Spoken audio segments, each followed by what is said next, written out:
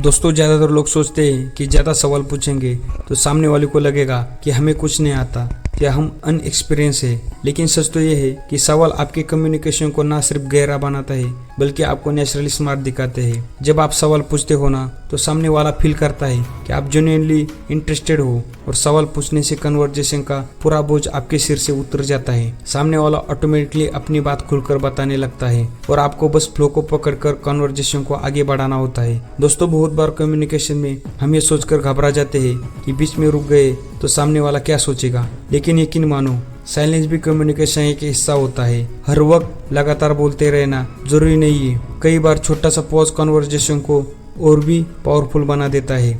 Pause देने से दो कमाल की चीजें होते हैं। एक तो आपको 1 सेकंड मिलता है सोचने का और दूसरा सामने वालों को भी आपकी बात प्रॉपरली ऑब्जर्व करने का मौका मिलता है। जैसे जब आप किसी इम्पोर्टेंट पॉइंट पर बोलते बोलते थोड़ा रुकते हो तो सामने वाला नेचुरली अटेंटिव हो जाता है कि अब कुछ इम्पोर्टेंट आने वाला है। दोस्तों, आप क्या बोल रहे हो उससे ज़्यादा फर्क इस बात से पड़ता है कि आप कैसे बोल रहे हो। अगर आपकी वॉइस में डलनेस होगी, एक्सप्रेशन में थकावट होगी तो सबसे शानदार बातें भी बेअसर लगेगी।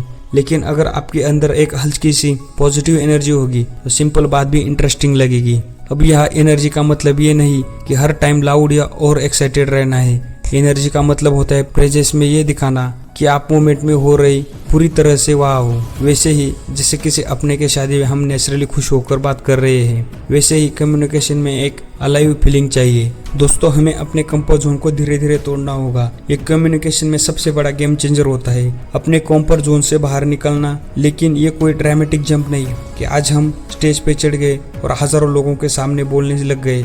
रियल ग्रोथ धीरे धीरे होती है, छोटे छोटे स्टेप से।